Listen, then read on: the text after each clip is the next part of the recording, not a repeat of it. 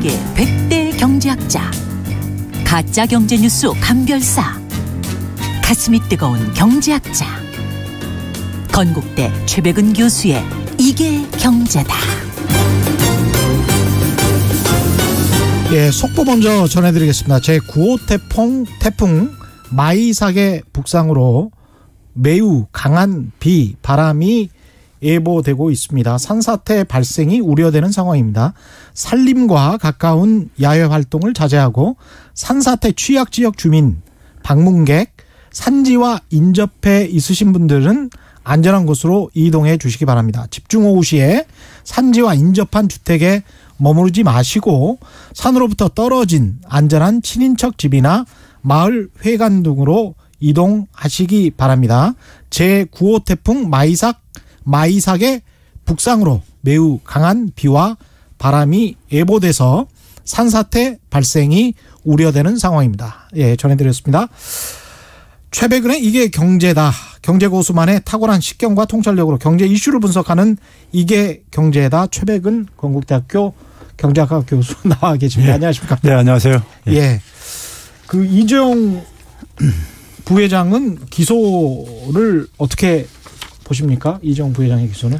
이거는 사실 뭐 당연한 거였었죠. 그죠? 예. 예. 2018년 말에 그 소위 말해서 금융감독원의 증선위에서 증권선물위원회에서 한참 지났네요. 2년이나 그렇죠. 지났네요. 예. 증권선물위원회에서 이게 이제 그러니까는 그 분식회계라고 결론을 내렸죠. 예. 그리고 이제 뭐 배임 이런 걸로 이제 고소를 했죠. 예.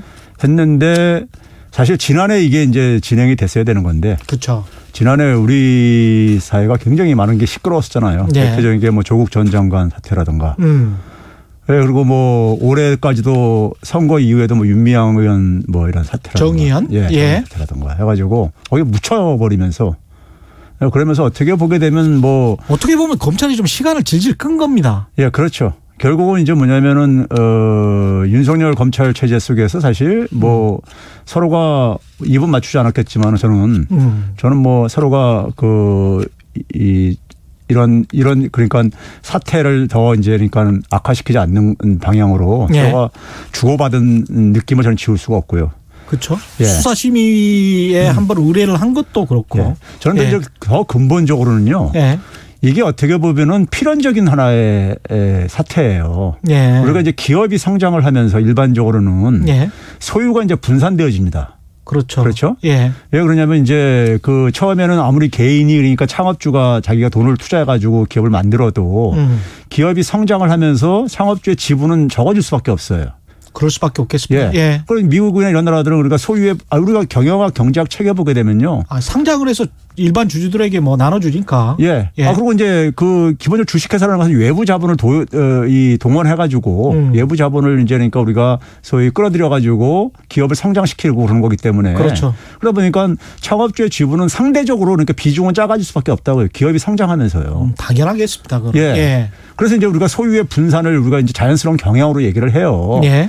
그러다 보니까는 그 상황 속에서 창업주가 사실은 이제 그러니까는 경영 능력이 있으면은 주주들이 예. 하지 말래도 하라고 하고요. 경영을 맡기고. 그렇죠. 그렇죠. 예. 예. 능력이 있으면요. 예. 능력이 없으면은 자연스럽게 그러니까 교체를 해요. 능력 있는 경영자로요. 그렇죠. 그래서 이제 소유의 이 분산, 그러니까 이 지배와 소유가 이게 분리가 되는 경향이 자연스러운 하나의 경향이었던 거예요. 선진국가에서는요. 주주들은 자기들의 이익을 추구하기 위해서 좋은 경영진을 들여와야죠. 그렇죠. 예. 아니 주주들이 하는 건 당연히 뭐냐면 수익 극대화를 추구하니까는 그렇죠. 자기 기업에서 그러니까 수익을 많이 낼 수 있는 능력 있는 사람을 경영진으로 앉히고 싶죠. 그렇습니다. 예? 예. 그런데 이제 우리는 뭐냐면은 이게 무슨 뭐 저기 왕조사회처럼 예? 왕조사회처럼 그리고 창업주의 아들 손자가 계속해서 이걸 그러니까는 기업을 경영을 해야 된다는 이런 소위 전 근대적인 사고에 지금 그러니까요. 빠져 있는 거라고요. 근데 예. 그게 이제 이 자본주의 사회 속에서 주식회사 구조 속에서 불가능한 게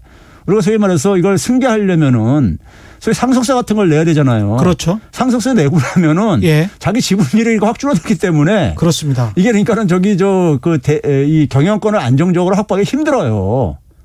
근데 이제 물론 상속세 때문에 힘들다고 그 이야기 삼성 쪽에서도 이야기를 하고 경제지나 보수지들에서도 이야기를 하긴 합니다만은 제가 사실은 탐사 보도를 할 때 이건희 씨 땅을 찾아다닌 적이 있어요. 예. 이건희 씨 땅을 찾아다닌 적이 있는데 제가 찾은 땅과 건물만 2조 원 가까이 돼요. 제가 찾은 땅만. 예. 그래서 상속세를 7조 원을 낸다고 하더라도 예. 이재용 씨가 예. 제가 보기에는 땅으로 내도 건물로 내도 충분히 방어할 수 있는 정도의 수준. 그리고 이미 삼성물산을 통해서 그때 이상하게 합병을 하면서 삼성을 사실상 지배하고 있잖아요, 지금. 그래서 경영권이 위험해진다. 이거는 정말 말이 안 되는 소리인 것 같아요. 지금 현재 상황으로는. 그러니까 이제 그 이씨 집안에서 이씨 집안 우리가 이제 사실 삼성의 이런 승계 문제는 그 에버랜드 전환사채 문제부터 사실 출발했던 거 아니에요, 사실은요. 그렇죠. 그러니까 이제 결국은 뭐냐면은 자기 집안의 부를 어쨌든 간에 그 최대한 유지 혹은 확장시키기 위해서 불법 탈법 그리고 이제 뭐냐면 거기다가 이제 뭐냐면 많은 투자자들을 피해까지 입히면서까지 무리하게 이렇게 이제 그러니까는 이 승계를 추진하는 이유는 기본적으로 이 기업이 자기 거라고 개인 거라고 생각하기 때문에 이런 사고에서 비롯되어지는 거예요. 그렇죠. 그러니까 이게 그럼 주식회사가 아니죠. 그러려면 유한회사 해가지고 그러니까 가족 기업으로 해야지. 다 그러니까 상장 폐지시키고 회사 주식 사가지고 개인 회사로 운영하라 이거예요. 그렇죠. 근데 이게 자연히 외부의 자본을 그러니까 투자를 유치를 한 다음에 그렇게 하는 것에 대해서 동의할 수 있는 사람이 누가 있어요? 그렇죠. 투자자들이요. 그러니까 그렇죠? 본인들 유리한 것만 취하겠다는 그런 태도죠. 그리고 이제 국가 입장 속에서는 이 경제적인 그 거래에 대해서 그걸 투명하게 관리할 의무가 있고 또 세금도 그러니까 추징할 의무가 있고요. 그러니까 국가는요. 그 주식시장 입장에서도 주식시장의 투자자들도 이런 식으로 이재용 부회장의 회사일 거기 때문에 이 회사 삼성그룹의 많은 회사 중에 이 회사만 주가가 오를 거야. 또는 정의선 부회장의 어떤 그 기반이 되는 회사이기 때문에 이 회사만 주가가 오를 거야 해서 그 회사만 주가가 오르고 나머지 회사들은 주가가 저평가되고 그런 경우가 우리 주식시장 역사에 굉장히 많았단 말입니다. 그렇죠. 그게 오히려 이제 자본시장을 왜곡시키는 거잖아요. 이런 게 이제 일반적으로 막 20년, 30년 되다 보니까 그게 당연한 듯이. 아니 이게 선진국가에서는 분식회계가 이렇게 터지면요. 분식회계는 이게 뭐 수십 년씩 형도 살아요.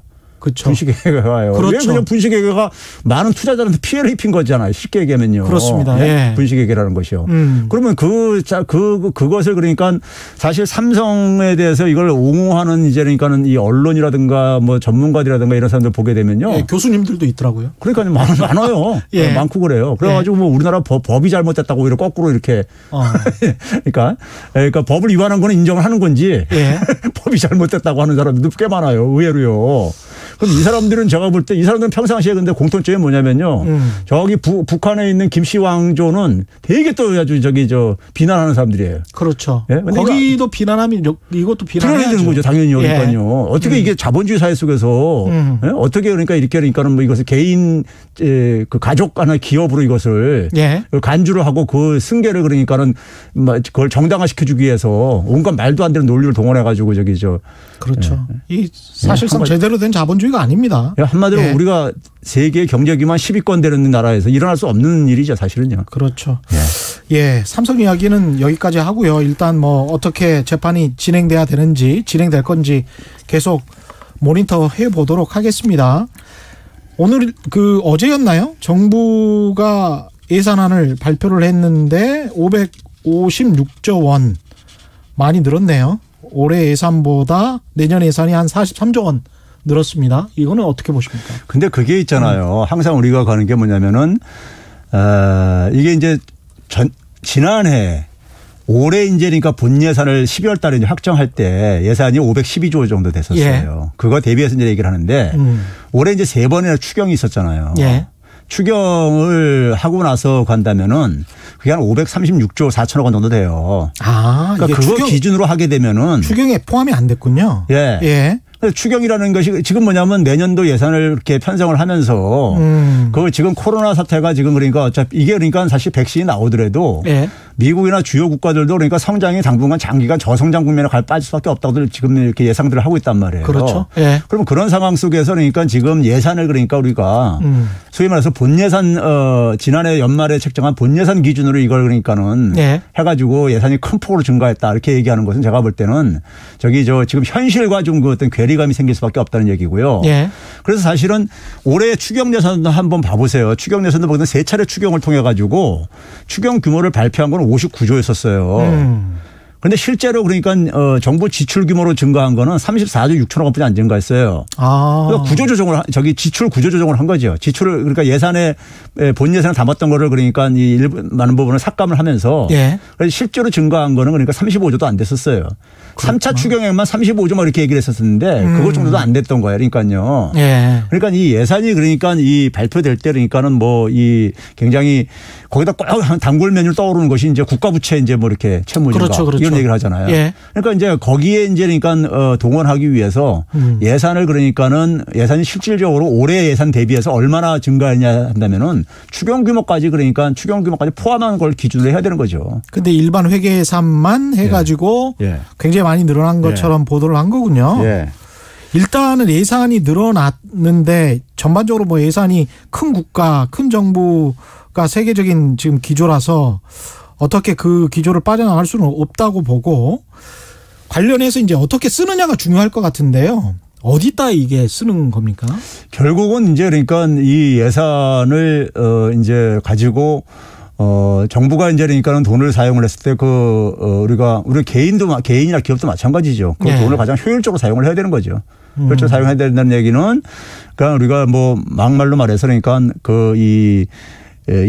그러니까 한시적인 어떤 일자리 이런 걸 만드는 것보다는 예. 뭐 그런 것도 불가피한 경우도 있겠지만은 좀 그러니까 우리가 그 근본적으로 경제 체질을 강화하는데 사용을 해야지만이 거기서 어쨌든 간에 새로 또 이제 어쨌든 간에 세금 수입도 그러니까 거칠 수가 있고. 예. 그런 이제 선순환이 좀 이제 우리가 가능한 거죠. 그렇죠. 가능한 건데 대개 이제 예산 편성을 할 때 보게 되면은 대부분이 보게 되면 이제 지난해의 어떤 패턴을 해서 예. 조정되는 게 크지가 않아요. 근데 이제 이번에는 그러니까 이제 아무래도 한국판 뉴딜과 관련해서 예. 좀 이제 거기에 좀 예산이 좀 많이 배분될 텐데 근데 그것도 제가 한국판 뉴딜을 몇 번 얘기했지만은 한국판 뉴딜을 제대로 산업정책으로서 제대로 그러니까 방향을 잡으면은 예.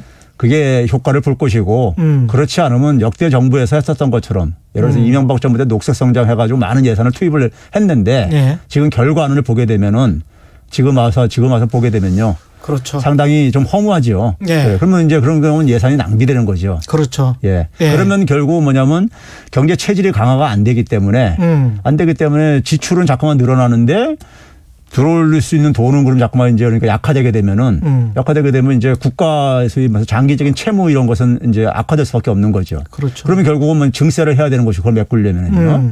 그러니까 이런 악순환구에서 벗어나려면은 경제 체질을 그러니까 강화하는 건데 기본적으로 이제 예산이란 자원이 그러니까 효율적으로 사용이 돼야만 되는 것이고. 경제 체질을 개선한다는 것은 어떤 의미일까요? 기업의 경쟁력 강화일까요? 저는 뭐 이렇게 생각합니다. 예. 개인적으로 볼 때는 개인들이 원하는 게 뭐겠습니까요? 안정적인 좋은 일자리들이에요.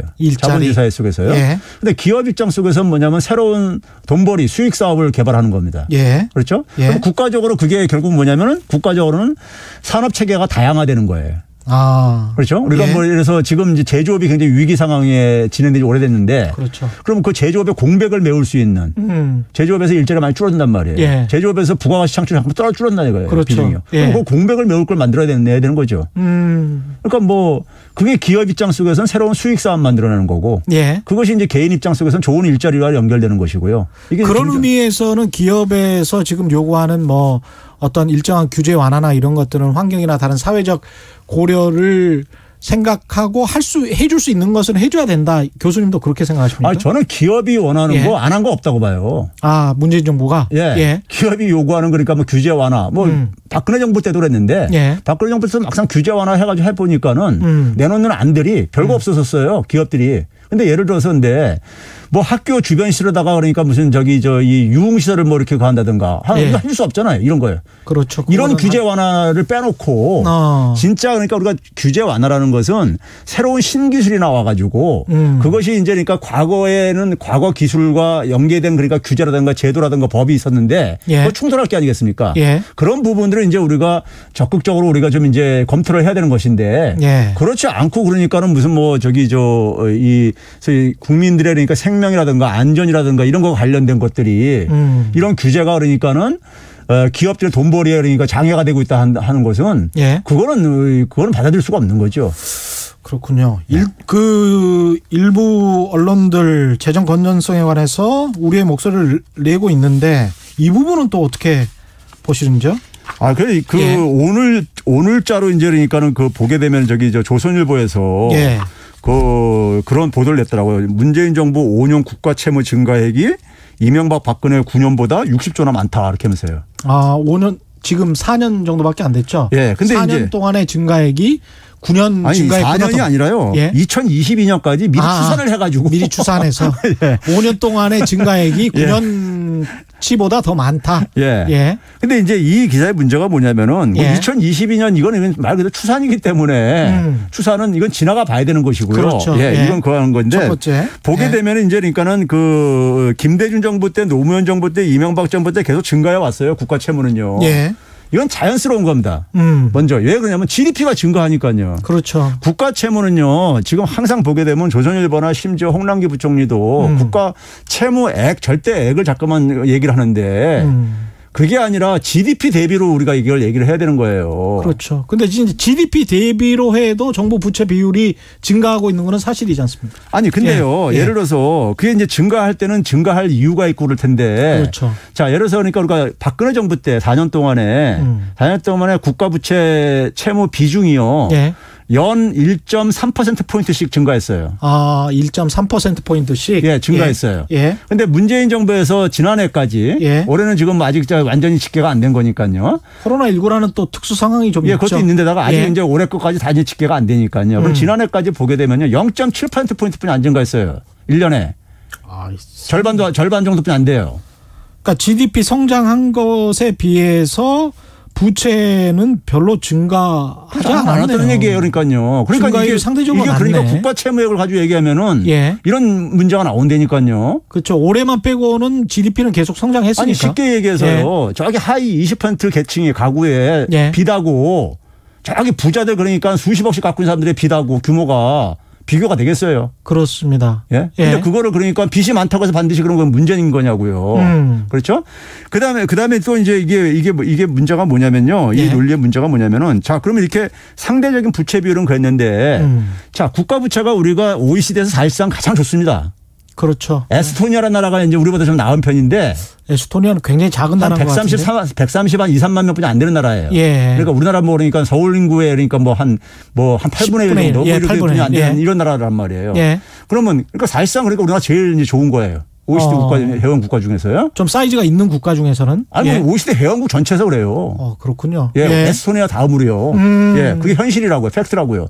자, 그러면은 우리가 지금 한 3, 4% 됩니까? 그렇죠. 지금 이제 3차 추경까지 해가지고 기재부에서 발표한 게 43.5%입니다. 그렇죠. 43.5%거든요. 자, 그게 그러니까 지금 가장 낮은 수준이라 이겁니다. 자, 근데 문제는 뭐냐면은 자, 그러면 우리가 그 상황 속에서 우리가 재정을 우리가 굉장히 긴축적으로 우리가 그동안에 운용을 해온 거예요. 그렇죠. 국가 채무 비중이 낮다는 얘기는요.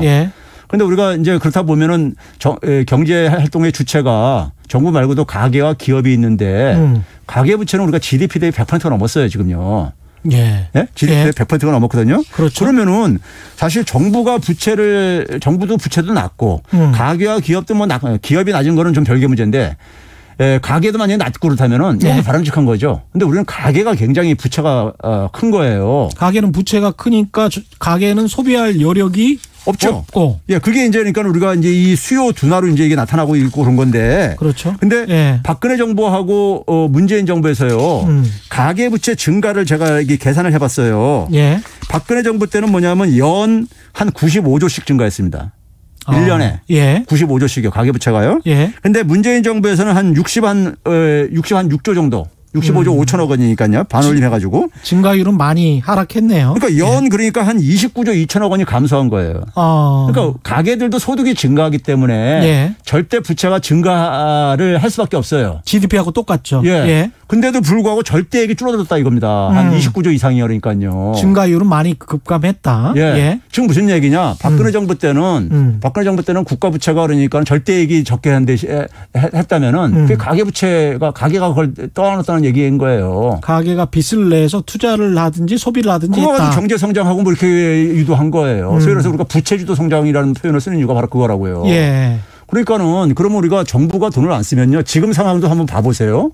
지금 상황도 보게 되면 오늘 한국은행에서 그러니까 산업별 대출 자금 그 통계가 발표가 됐어요. 산업별 대출 통계. 대출금이요. 했는데 보게 되면은 우리가 자영업 중에서 가장 취약한 부분이 도매 소매. 음식 숙박. 이 4대 업종을 얘기를 해요. 이 4대 업종이 2분기에만 대출 금액이 얼마가 증가했냐면 18조 8천억 원이 증가했어요. 이게 어느 정도 규모냐면 지난해 연말 대비해가지고 이게 한 21%가 증가한 거예요. 그러니까 지금 그렇게 어렵다는 얘기예요. 어려운 상황 속에서 그러니까는 자연히 뭐냐면 가게나 그러니까는 자영업자들은 그러니까 빚을 내가지고 견디고 있는 거예요 지금 그러니까요. 그러네요. 신용대출하고 담보대출하고 그래서 그렇게 아주 견디고 있는 거예요. 근데 이게 뭐냐면 통계 집계 아니라 최고예요 지금 이게. 도소매 이 4대 업종이요. 진짜 어렵군요. 그리고 이분들 지금 이제 그러니까는 8월 15일 저거 이후에 지금 계속 악화되고 있는데 지금 거리두기도 강화하고 그러면서요. 그렇죠. 장사가 더 안 되죠. 매출 뭐 60-70%씩. 제가 그래서 긴급재난지원금 긴급 빨리 투입하라고 하는 이유가 이분들 중에서 그러니까는 버틸 수 있는 정도가 다 차이가 있을 거란 말이에요. 그럼 버티기 힘든 맨 저기 한계 기업들부터 한계 사업체들부터 먼저 쓰러져 나간다고요. 쓰러져 나가면 이 대출금 다 빚으로 가는 거예요. 그러면 그게 은행으로 전이가 되고. 그러면 이런 상황을 그러니까 지금 이런 상황 속에서 정부가 그러니까 가장 지금 여유가 있다 이거예요. 정부는 GDP 대비 부채 비율이 한 44%. OECD에서 1위니까는 제일 여유가 있는 객관적으로 여유가 있는 거잖아요. 그럼 이럴 때 정부가 돈을 안 쓰면은 결국 뭐냐면 누군가가 그걸 그러니까 대신 그러니까 해야 되는데 그게 가게 자영업자들 이런 거라 이거예요. 그러니까 정부가 유탄을 맞느냐, 정부가 부채를 끌어다 써서 가게에다가 좀 뿌려주느냐, 아니면은 가게가 지금처럼 부채에 허덕이다가 코로나19로 경기 상황이 굉장히 안 좋은 상황에서 쇠락해 가느냐, 그걸 그냥 놓고 보느냐, 이 문제네요. 그렇죠. 저는 그래서 조선일보가 국가 채무를 이렇게 계속해서 이렇게 그러니까 지금 문재인 정부에서 굉장히 급증하고 있다 이렇게 얘기한다는 얘기는 국가가 재정을 쓰지 말란 얘기거든요.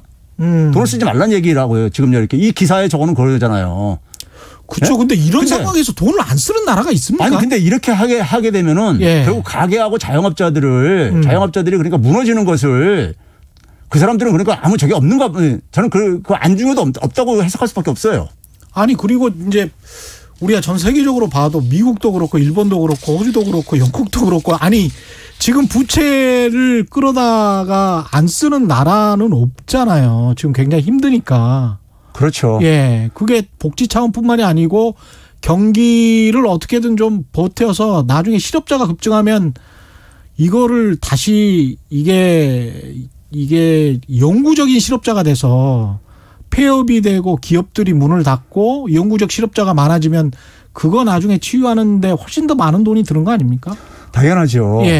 다른 나라들은 괜히 그거 무슨 재정 중요한지 몰라서 그거 안 투입하고는 거겠어요. 그러니까요.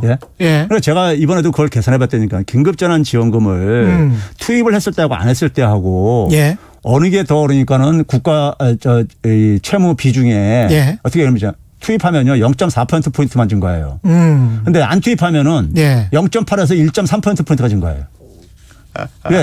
분모의 GDP가 줄어드니까요. 거기다 뭐냐면 자영업자들 파산하면서 실업자들 굉장히 많이 양산할 거고요. 그것도 뒷수습하려면은 정부가 그러니까 또 돈 풀어야 되고. 그러니까 제가 볼 때는 조선일보의 식의 이런 보도는요. 이거는 굉장히 무책임한 거예요. 그러니까 국민들은 안중에 없는 거예요. 그러니까요. 근데 이제 한편으로 이제 어떻게 쓰느냐 가지고 논쟁이 될 텐데 효과가 없다. 뭐 재난지원금 준 것보다 뭐 효과가 별로 없다 그런 보도도 나오지 않았었습니까? 예. 그거는 어떻게 보세요? 아, 그거는요. 예. 그러니까 이번 홍남기 부총리가 한 30% 쓴 것 같다. 예. 그런데 제가 그날 그 보도 나온 날 제가 YTN 변상옥에 뉴스가 있는 저녁에 출연해가지고 30% 계산 어떻게 나왔는지 모르겠지만은 그거 한마디로 웃기는 얘기다 제가 그러면서 한 70% 썼을 거다 그랬는데 예. 국회에서 이제 야당 의원들이 가면서 기재부에다가 자료 요청해가지고 확인한 게 한 68%가 낸 걸로 이렇게 됐어요. 아, 실제로는? 예. 근데 왜 30%만 쓴 걸로? 그건 모르겠어요. 그분이 왜 그런 식으로 얘기를 했는지 모르겠는데. 자, 이런 게 있습니다, 우리가. 자, 우리가 예를 들어서요, 이번에 재난지원금 준 효과를 계산할 때, 예. 이제 그러니까 예를 들어서 우리가 작년 같은 상황 속에서 개인의 만약에 소득이 만약에 우리가 한 만이 있어, 만 원이라고 예를 들어 봅시다. 예. 근데 한 7천 원 정도 썼었어요. 근데 이제 올해 같은 특수한 상황에서 보니까는 자기 내 일자리도 불안하고. 그렇죠. 언제까지 일할지 모르겠고 해가지고. 예. 지금 현재 만 원은 들어오고 있는데. 그러다 보니까 허리띠 졸라매면서. 그렇죠. 한 6천 원을 쓰고. 나머지는 좀 이제 가능한 좀 이제 가능한 이제 소비를 줄이고. 그렇죠. 6천 원 쓰고 있어요. 사람 마음이 그렇게 되죠. 근데 이제 정부가 재난지원금 한 1,000원 줬어요. 예. 1,000원 주게 되면 작년 같은 상황에서 주게 되면요. 한 200 정도만 이제 소비를 더 늘린다 이거예요. 그렇죠. 예? 예. 그러면 7천 할 만큼 다 했었으니까는. 그렇죠? 예. 근데 올해는 만약에 6천으로 줄였다는 7천에서 6천 줄였다는 얘기는 예. 그만큼 뭐냐면 자기가 소비를 해야 되는데 참고 이제 그러니까 이거 한 그렇죠. 거잖아요. 예. 근데 돈이 외부에서 들어왔어요. 그러니까 한 7천을 했어요. 예. 그거 받아가지고 그러냐. 그러면 작년하고 소비한 거를 보게 되면 7천 똑같잖아요.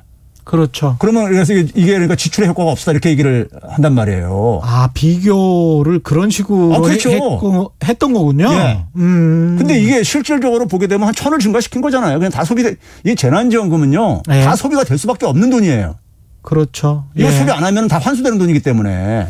그렇죠. 그때 기한을 주고 몇 개월 내에 다 소비. 엊그저께까지 8월 31일까지 썼어야 되는 거 돈이에요. 그렇죠. 그렇게 예. 했었죠. 그거 예. 개인이 신청한 사람이 자기가 쓸 의지가 없으면은 다 기부해버렸지. 그렇죠. 대부분이 다 그러니까 쓰겠다고 해가지고 그걸 하였던 사람들을 볼 때는 우리가 모든 경제적으로 행동한다고 생각하면은 그걸 안 쓸 사람이 어디 있습니까? 예? 그러네. 그게 말이 안 되는 논리죠. 말이 안 되는 논리. 예. 그러니까. 근데 그거를 이제 그러니까 그런 식으로 수치를 가지고 이제 그렇게 비교를 그렇게 하게 되면은 그러니까 이게 그래서 이제 이번에 지난 토요일 날에도 그러니까 그 긴급재난지원금이 부자지원금 됐다 이런 기사가 나온 것도 그건 또 무슨 말입니까? 그러니까 그게 참 보세요. 이게 예. 그 뉴시스라는 그러니까 민간통신사에서 이제 아침에 7시에 딱 이제 그걸 올렸어요. 기사를요. 기자가. 예. 올렸는데 그 기사에 처음 시작하는 문장을 보게 되면요. 예. 이게 그러니까는 긴급재난지원금이 이게 그러니까는 부자들한테 집중됐다 이런 식의 가는데 그거는 그 문장 처음 시작 문장부터가 잘못된 게요. 재난지원금이라는 게 우리가 예. 거기 소득하고 무슨 관계가 있이 지원했냐 이거예요. 그냥 일률적으로 지원한 거잖아요. 1인 가구 40만 원, 2인 가구 60만 원, 3인 가구 80만 원, 4인 이상 가구 100만 원 이렇게 딱 준 거예요. 아, 근데 가난한 가구들은 되게 1, 2인 가구들이 많잖아요. 그러니까요. 그러니까 그거를 그러니까 쪽 이제 통계청에서 이제 그러니까 아마 그렇죠. 누구 무슨 뭐 경제학자 도움을 받았는지 마이크로 데이터를 다 이렇게 지져가지고 예. 보니까는 예. 각 이제 그러니까 이 소득 계층별로 예. 소위 사회 수혜금이라는 항목이 있어요.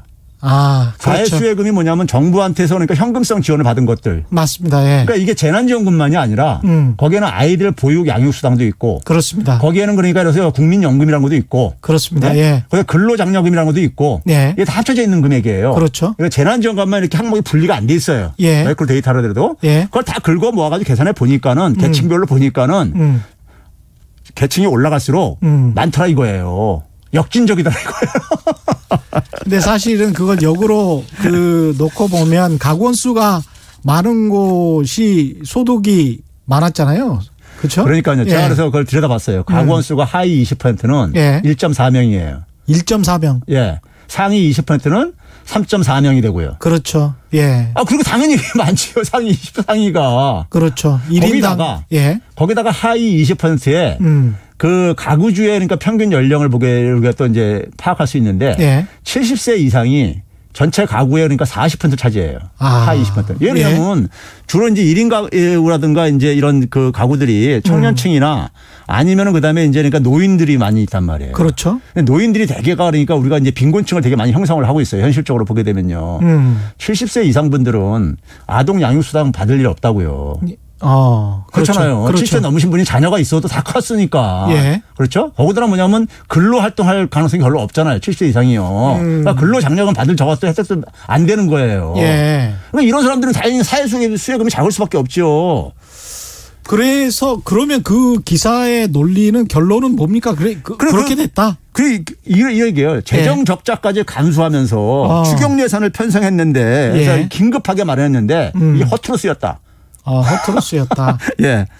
근데 소비 진작이라는 측면, 경기 진작이라는 측면 이런 거는 또 계산을 해봐야 되는데. 아니 그것도 실제로 나왔죠. 예. 우리가 1분기 성장률하고 2분기 성장률이 발표가 됐는데 1분기 때까지만 하더라도 우리가 지금은 1분기, 2분기 계속 마이너스 행진하고 있잖아요. 그렇죠. 예. 근데 2분기가 우리가 그래도 상대적으로 선방을 했잖아요. 예. 그렇게 된 게 유일하게 간 게 바로 이 소비였었어요. 소비. 그렇습니다. 맞습니다. 예. 소비가 플러스로 반전됐어요. 1분기 대비해서 적어도요. 예. 전년 대비로는 여전히 마이너스가 지속되고 있고 왜 그러냐면 재난지원금이 충분치가 않다 이거예요. 그러니까요. 예. 그 금액이 그러니까요. 그렇죠. 예. 그러면 그 상황 속에서 그래서 우리가 일자리도 보게 되면요. 일자리도 보게 되면 4월 달에 최악을 찍고 그러고 나서 그 일자리 감소가 꺾이기 시작해요. 완화되기 시작해요. 5월 달부터요. 정확히 일치하고 있어요. 소매 판매도 5월 달부터 증가세로 반전을 하고요. 지난해 대비해서요. 5, 6월 달에요. 그러다가 7월 달에 꺾인 거예요. 그래서 제가 그걸 보고선 6월 중순부터 제가 2차 재난지원금 줘야 된다. 이게 다 소비가 많이 됐다. 그 얘기 했던 거예요. 2차 재난지원금 이야기가 나왔으니까 그 선별적 지원을 해야 된다는 게 이제 홍남기 부총리의 주장인 것 같고 그 다른 분들은 또 그냥 보편적으로 그냥 지난번처럼 100% 빨리 다 지급하는 게 맞다라고 주장하는 것 같은데 어떤 입장이십니까? 이거는요. 지금 이제 제가 이제 이런 표현을 평상시 쓰고 있는데 저소득층한테 집중적으로 지원해야 된다는 이게 일단 주술이라고 봐요. 주술이요. 미신이다. 여기에 지금 그러니까 빠져들이 있는 거예요. 우리가 저소득층한테 지원을 해야 된다는 건 도덕적으로 굉장히 정당한 주장이잖아요. 그렇죠. 그러니까 이 힘을 가지고 이제 그러니까 우리가 과거에 그러니까 무상급식 때도 그 논리였던 거고요. 그렇죠. 항상 보게 되면 선별적인 그 지원의 선별적인 복지의 주장의 논점이 그거예요. 이건희 손자도 급식 받아야 되는 거냐 뭐 이런 그렇죠. 거였죠. 그러니까요. 그러니까 이게 뭐냐면 저소득층의 지원을 집중해야 된다는 데 나는 이거 주술이라고 표현하는데 이건 지금 기재부가 하고 있잖아요. 기재부가 하고 있다는 얘기는 경제 정책인 겁니다. 재난지원금은요. 첫째는요. 그러네요. 이게 복지면요. 보건복지부에서 해야 되는 문제인 거예요. 그러네요. 자, 그러면 이게 경제 정책인데 그럼 이 재난지원금의 의미가 뭡니까? 사회적 재난이나 자연적 재난으로 경제적인 충격, 특히 소득의 충격을 받았을 때 거기에 대해서 정부가 우리가 경제 정책적인 처방책인 거예요. 그렇죠. 이거 되게 두 가지 처방이 있습니다. 일반적인 그러니까 경제적인 요인으로 이런 충격이 왔을 때는 많이 동원하는 게 뭐냐면 세금 감면 같은 걸 씁니다. 세금 감면이요. 그러니까 좀 뭐냐면 정부가 덜 걷어가겠다 이거죠. 그래서 뭐냐면 더 소비를 이제 진작시키겠다 이거죠. 세금 덜 내게 할 테니까. 덜 한시적으로 이제 그러니까 줄여줘가지고. 좋네요. 그게 지금 뭐냐면 미국에서. 그러니까 그런 방법이 있고 또 한 가지 방법은 뭐냐면은 직접 보조금을 주는 게 있죠. 돈을 정부가요. 근데 이게 이제 미국 같은 경우나 선진국 같아서 1차는 뭐냐면 현금으로 지원을 했죠. 보조금을 준 거예요. 그렇게 우리나라도 이제 그렇게 한 거고 1차 재난지원금. 그렇죠. 그리고 2차 때 트럼프가 지금 뭐냐면은 민주당에서는 또 주자 그러는데 트럼프는 뭐냐면 조세로 세금 감면을 해주자. 미국에서 페이롤 텍스 그렇죠. 논쟁이 이거죠. 그거죠. 그런데 자, 우리 같은 경우는 세금 감면을 하게 되면요. 우리 면세자가 근로자들의 그러니까 한 40, 한 2, 3%가 면세자들이에요. 감면할 게 없는 거예요. 별로 그러니까요. 미국도 사실은 연방정부에 연방소득세를 내는 사람들이 한 절반 이하 정도로 안 내고 있죠. 그래서 민주당은 돈을 줘야 된다는 얘기고 트럼프는 그러니까 주로 이제 그러니까 백인들 부자들 거 아니까 중산층 그렇죠. 세금 많이 내는 사람들을. 그러니까 페이롤 텍스 그러니까 소득세를 내는 사람들이 혜택을 보는 거죠. 전체 인구의 50%밖에 안 되는 거예요. 연방정부 입장에서 봤을 때는. 근데 그 사람들의 세금을 감면해 주면 그러네. 상위 50%가 예. 혜택을 보게 되는 거네요. 예. 그래서 그러면 이제 그러니까 이게 저소득층 지원에도 안 맞는 거잖아요. 세금 감면은. 세금 감면은 그런 함정이 있군요. 그렇죠. 당연히요. 예, 있죠. 예. 그래서 이제 그럼 이제 2차 재난지원금 한다 할 때 예. 이게 그러니까 소득에 충격을 받은 부분에 대해 소득이 충격을 받으면 소비가 줄어들잖아요. 예. 그래서 이제 그 경기가 그러면 이제 이렇게 가라앉고 그래서 이제 이거를 보조금으로 주는 겁니다. 이게 정확한 표현은 정부 보조금인 거예요. 일종의 그러니까요. 서브시디죠. 영어로 그러니까요. 예. 보조금인데 자, 그러면 이거를 통해 이거를 간다면요 우리가 네. 지금 생각해 봐야 될 게 뭐냐면은 자, 소득에 충격을 받은 것에 대한 보조금 지원이에요. 그런데 우리가 저소득층의 대표적인 그 대상이 누굽니까? 기초생활수급자들입니다. 예. 기초생활수급자가 올해 기준으로 4인 가구 기준으로요. 예. 4인 가구 기준으로 최대 받을 수 있는 게 한 142만 한 5천 원 정도 돼요. 제가 그렇게 알고 있어요. 예. 그런데 이분들은 예를 들어서 작년에는 그러니까 올해 한 2.9% 오른 거기 때문에 이것도 물가상승 이런 거 포함해 가지고요. 예. 그러니까 작년에도 그러니까는 한 140만 원 받았다가 올해도 한 143만 원 받고 있는 거예요. 예. 이분들은 코로나19로 인해 가지고 소득 타격 없는 분인 거예요. 똑같네. 없는 거잖아요. 그러네요. 예. 자, 없는데 근데 우리가 이제 생각해 보니까 그러네. 근데 예. 이분들이 그러니까 예를 들어서 워낙 소득이 좀 적다. 기초생활 이 생계비가 예. 그러면 그거는 그거대로 올려줘야 되는 문제인 거죠. 이거는 긴급 재난지원금은 코로나 사태가 진정되면 더 이상 안 주는 돈이란 말이에요. 그렇죠. 예? 근데 이 사람들 어려움을 만약에 이 사람들이 소득이 너무 적어서 어렵다고 한다면은 이거 자체로 내년에도 올려줘야 될 게 아닙니까? 그렇죠. 그러니까 그게 아니라 이게 취지가요. 그러니까요. 반면에요. 제가 이제 평상시에 예. 많은 일반 시민들한테 제가 무슨 어떤 이 하소연 제보들을 많이 받아요. 예. 저한테 이메일을 굉장히 많이 보내요. 제가 방송 활동 많이 하고 그러니까 좀 얘기 좀 해달라고. 근데 한 분은 이런 분이 있었어요. 자기가 사교육 시장에서 일을 하는데 예. 작년에 한 월 한 5,600씩은 이제 했다 이거예요. 예. 그러니까 이제 보면 상위 한 20% 드는 저겁니다. 예. 근데 이제 그 올해 한 200만 원 이제 전후루뿔이 확 줄어들었다는 거예요. 아, 학원이 잘 안 되니까. 예. 그렇죠. 예? 당연히 그렇게 합니다. 예. 타격을 많이 받은 업종 중에 하나가 그거거든요. 근데 이 사람은 그러니까 작년도 소득 기준을 하게 되면 제외 대상이에요. 선별 지원하게 되면요. 예. 그러면 소득이 그러니까 한 300만 원, 400만 원 이상 줄어든 사람한테는 이 사람은 재난지원금 안 주고. 예. 저소득층이라 해가지고 작년하고 올해하고 소득이 전혀 변화가 없는데 이 사람은 받고. 아, 이게 선별 기준이 정말 오락가락 할 수밖에 없네. 아, 이게 공정한 거냐고요. 이거 공정한가 정의로운가에 관한 어떤 선별 기준을 해도 수긍하지 못하겠다라고 나서는 사람들이 있겠습니다.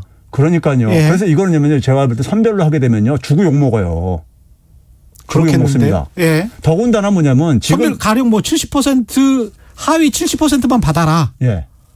지금 정부가 지금 확보하고 있는 지금 이 소득 자료는요. 예. 2018년 자료입니다. 아, 2018년 자료면 지금 너무 작년도 자료가 예. 이제 지금 아마 저 국세청에다가 해서 지금 이제 쪼고 있을 텐데 예. 8월 31일 날 종합소득세 신고가 끝났어요. 엊그저께. 아, 그렇겠네요. 올해 이제 좀 이제 연기를 해줘가지고. 근데 거기에 그러니까 예를 들어서 그러니까 이 가더라도 작년 소득입니다. 더군다나 그것도. 그건 진짜 각종 사업 소득이니까. 사업소득이든 근로소득은 작년 소득이라고요. 예. 작년에 발생한 소득이에요. 그렇죠. 근데 올해 예. 넘어오면서 소득과 재산의 변동이 많이 생겼어요. 그렇죠. 예? 그러면 재난지원금이라는 것은 올해 일어난 겁니다. 제 처제 같은 경우도 올해 실직했거든요. 그러니까 올해 재난이 일어난 거잖아요. 그럼 그렇죠. 올해 재난으로 인한 경제적인 충격에 대한 보상이라고요. 근데 작년 소득으로 간다? 작년 소득으로 가면 여행사 부장이었기 때문에 예. 그 꽤 괜찮았어요. 그러니까요. 그 선별로 하면 죄예요. 그러네. 예? 그러니까 이제 뭐 굳이 이제 그래가지고 이제 정부에서 이런 얘기합니다. 실직자들한테도 맞춤형으로 하겠다는데 제가 볼 때 맞춤형이라는 게 말은 멋써도 다 찾아내기가 아까 얘기했듯이 실직자를 찾아낼 수 있죠. 그런데 예를 들어서 소득이 근데 아까처럼 5,600만 받다 200만 원 줄어든 사람은 실직도 아니에요. 예. 이 사람은 어떻게 할 거냐고요. 예? 아, 이게 정말 힘들구나. 그래서 제가 얘기하는 게 기술적으로 불가능하다. 선별해내는 게 기술적으로 선별하는 게 불가능하다. 그러면 결국은 뭐냐면요. 이런 돈 문제는요. 예. 돈 문제는 일반 국민들이 굉장히 민감한 저거잖아요. 예. 자기가 그러니까 불공평한 대우를 받았다. 하게 되면은 불만들이 폭발합니다. 예? 그럼 이거를 정부든 집권 여당이든 선별하는 기준은 우리는 이거다라고 지금이라도 확실하게 제시를 해야 될 것 같습니다. 안 그러면 그러니까 말로 그러니까 이제 맞춤형을 한다 이렇게 하는데 이거 두리뭉실한 얘기죠. 추상적으로 이야기하지 말고 정확하게 이렇게 하겠다라는 구체적인 뭘 내놔야 거기에 관해서 그렇게 되면 어떻게 될 것이다라고 서로 논쟁이 되지. 그걸 맞춤형으로 선별적으로 할 수밖에 없다라는 식으로 이야기를 하면 누가 납득하겠어요? 그걸? 실제로요. 올 봄에 지자체들에서 별도로 이렇게 지급을 했었잖아요. 경기도는 이제 전체 다 주고 경남 같은 경우는 재난지원금이라 해가지고 기초생활수급자한테만 줬어요. 그래가지고 그것도 제가 이제 경남 진주에 사시는 어느 시민한테 받은 건데 이분이 미용실을 운영을 해요. 미용실을 운영하는데 미용실이 타격을 받은 업종이거든요. 그래가지고 뭐냐면 자기는 그러니까 지금 이 임대료도 내기 힘들어 죽겠는데 옆에 사시는 그러니까 이 기초생계 수급자 이제 나이 드신 분들이 이분들은 추가로 이제 재난지원금 받으니까 룰루랄라 한다는 거예요. 그러면서 자기가 속이 상해가지고 자기는 진짜 힘들어 죽겠는데 그렇죠. 저분들은 아무 타격도 안 받았는데 저분들은 그러니까 재난지원금을 주고 그렇죠. 이런 문제가 실질적으로 현장에서 발생하는데 책상머리에 앉아가지고 선별하겠다고 지금 하고 있는 거예요, 지금요. 선별하는 기준을 찾는 것보다 근데 이거를 저는 이 생각은 어떻게 생각하십니까? 그러니까 재난지원금을 일단 100% 그렇게 준다면 저 같은 사람은 받을 필요가 없잖아요, 사실. 그냥 그대로 직장이 잘 있는 거니까 그런 경우에 저 같은 사람들에게 나중에 세금을 좀 더 걷겠다라고 하려면 조세 법정주의니까 법을 바꿔야 되는 건가요? 국회에서? 아니죠. 제가 그 초기에 제가 주장했던 건데 방식으로. 그러니까 예를 들어서 만약에 한 1차 때 70%만 주자 뭐 이런 얘기 나왔었잖아요. 그랬죠. 그래서 제가 그러면 70%만 주고 싶으면은 1년 후에 종합소득세 신고가 다 해고 나면은 소득 파악들이 되게 되니까. 그렇죠. 그때 돼가지고 쫙 개인 소득이 다 이제 줄이 세워져요. 그렇죠. 줄이 세워져가지고 그럼 70% 끊는 다음에 그 상위 30% 중에서 소득이 감소하지 않은 사람들. 그렇죠. 감소하지 않은 사람들에 대해서 일시적으로 뭐냐면 소위 우리가 이제 세금을 낼 때 보게 되면 세액공제라는 게 있고 소득공제라는 게 있잖아요. 그렇죠. 그렇죠. 그러면 소득공제를 역으로 생각하면 돼요. 소득공제를 그러니까 우리가 소득공제를 빼주는 거잖아요. 일정 소득만큼을 그러니까 세금에서 이제 전체 소득금액에서 빼가지고 세금을 부과하는 거잖아요. 근데 그 소득을 받은 만큼을 재난지원금 받은 만큼을 플러스 시켜라 이거예요. 그러면 되네. 간단하게 회수가 되는 거예요. 그러면 되네. 그 우리나라 재원이 뭐 1년, 2년 그걸 못 기다릴 그런 재원은 아니죠. 그러니까 말이에요. 그렇게 일단 깔끔하게 다 주고 빨리 그다음에 그걸로 소비도 진작시키고 자영업도 좀 살리면서 하다가 소득의 감소가 없는 상위층들한테 다시 환수하라 이거예요. 환수하라. 그거는 저도 그렇게 하면요. 아예 신청도 안 합니다. 왜? 나중에 어차피 자기가 돌려줄 거니까는. 그렇지. 신청 안 할 가능성도 커요, 그럼요. 많은 사람들은요. 그렇죠. 어차피 내가 세금 다시 돌려줄 거니까는. 일단 그렇게 선언을 하고 정부에서 그렇게 해도 될 것 같은데 이게 무슨 뭐 증세도 아니고 그렇게. 그래서 제가 그런 안까지도 제가 제시를 해줬었어요. 그 1차 때도요. 이게 법을 바꾸거나 뭐 이렇게 할 필요가 없어요. 한시적으로 그렇게 하면 됩니다. 그렇게 선별하고 싶으면은. 질문들이 좀 와 있어서 문자를 좀 소개해 드리겠습니다. 앵길버트님. 재난지원금은 나라가 세금 잘 낸 국민에게 드리는 지원금 뭐 이렇게 정의를 하셨는데요. 그 부분과 관련해서요. 우리가 이 재난지원금을 아까 무상급식하고 비슷하다고 했잖아요. 우리가 이 재난지원금은 기본적으로 국가 재정을 투입해서 하는 겁니다. 국가 재정은 세금에 기초한 거고요. 그렇죠. 그리고 그 재난지원금에 대한 부담은 누가 많이 지고 있냐? 고소득주가 많이 지고 있는 겁니다. 그렇죠. 세금을 많이 내고 있기 때문에. 그렇죠. 그런 점에서 고소득층이 공짜로 받는 게 아니에요. 엄밀하게 얘기하면요. 세금을 많이 냈으니까. 그리고 앞으로도 많이 낼 거고요. 그렇죠. 앞으로도 많이 낼 거고. 그런 점에서 이게 그러니까 고소득자한테 왜 공짜 밥을 주냐 이거랑 똑같은 논리가 지금 그러니까 이게 10년 후에 다시 이게 반복되고 있다는 게 저는 참 깝깝하다는 얘기죠. 그럼에도 불구하고 아까 말씀하신 것처럼 저 같은 사람들한테는 뺄 거는 그냥 다 빼가버려라. 나중에 1년 후에 그러면 되겠습니다. 그러니까 그게 논리적으로 재난 충격을 안 받은 사람들, 소득이 안 줄어든 사람들한테 환수하는 거 쉽게 환수할 수 있어요. 그렇죠. 주무선요. 희영님은 언제 걸러요? 기준 걸르는 기준이 쉽지 않다. 회사 안 다닌 지 5개월 이제 6개월 접어들어요. 흑흑. 이렇게 말씀하셨고요. 김중기님은 우리나라 건강보험제도가 좋은 것이 소득에 비례해서 부자는 보험료 많이 내고 혜택은 동일한 것입니다. 누진적이죠. 예, 맞습니다. 5341님, 가계부채가 현금성 자산보다 훨씬 많은 것으로 아는데 언론이 말을 안 해요. 가계부채가 1,000조 넘었을 때 언론 난리 났었어요. 재난지원금 전 국민에게 주고 고소득자가 더 세금을 내게 해주세요. 이런 말씀하셨고요. 원창희님은 이런 주장을 워낙 많이 해서 이거는 확실하게 좀 짚고 넘어갔으면 좋겠습니다. 원창희님, 교수님, 대한민국의 부채 비율 계산법에서 국민연금 등 공적 부조 뭐 이런 거 있지 않습니까? 부채로 잡아서 계산해야 한다는 언론이 있는데 이게 사실인가요? 그 언론 논리대로라면 지금 부채율이 43%가 아니고 100%가 넘는다는데요. 이렇게 속으시는 분들 많은데 답변해 주시기 바랍니다. 자, 우리나라 정부에서 국가 채무 비율을 쓰는 거는요. IMF에서 그러니까 만들어놓은 기준을 가지고 사용을 하는 거고요. 그렇죠. 하는 거기 때문에 다른 나라하고 그러니까는 이제 비슷한 저거고요. 이 연금 같은 경우는 기본적으로 그 낸 사람이 그러니까 다 받아가고 이런 게 아니라 어느 나라나 보게 되면은 고령화가 되면서 또 그렇죠. 우리가 이게 추계를 한 거기 때문에 과거에 그렇죠. 이 평균 수명 이런 걸 다 고려해가지고요. 그러다 보면은 많은 선진 국가들 같은 경우 보게 되면은 다음 세대한테 받아가지고 이걸 주고 그래요. 그런 점에서 이거는 결국은 뭐냐면은 법적으로 정부가 그러니까 보장만 안 했을 뿐인 거지 사실상 보장된 저거예요. 지급액이요. 그럼 이런 것들은 국가 채무에 포함이 안 되게 돼 있어요. 개념상이요. 그렇죠. 그러니까 우리가 보통 정부 부채 지금 말하는 OECD 기준은 다른 나라랑 똑같은 기준으로 이야기하는 것이고 그렇죠. 공적 부조라 이런 거 전부 다 포함해서 또 그렇게 하면 우리만 100% 넘어가는 게 아니고 다른 나라는 지금 110%가 200%, 300%가 됩니다. 그러니까 그러니까 국민들 겁박하기 위해서 그런 걸 동원하는 겁니다. 쉽게 얘기해서. 그런 식으로 하면 상대 비교가 안 되는 거죠. 똑같은 기준으로 해야 되겠죠. 오늘 말씀 감사하고요. 지금까지 최백은 건국대학교 경제학과 교수와 함께했습니다. 고맙습니다. 네, 감사합니다. 3336님은 제 지인은 음식점을 아버지 건물 1층에서 하는데 법인카드로 생활비까지 쓰고 비용 처리해서 세금도 적게 냅니다. 또 이런 문제가 있네요. 코로나로 매출이 확 줄긴 했지만 건물주 아들 저희는 월급쟁이라 세금 꼬박꼬박 피할 수가 없는데 부모님 생활비도 내야 되고 보내야 되고 선별 지원하면 저희는 배제되고 음식점 하는 지인은 받게 될 듯합니다. 저희가 준비한 최경련의 경제쇼는 여기까지였습니다. 저는 KBS 최경련 기자였고요. 내일 4시 5분에 다시 찾아뵙겠습니다. 지금까지 세상에 이익이 되는 방송 최경련의 경제쇼였습니다. 고맙습니다.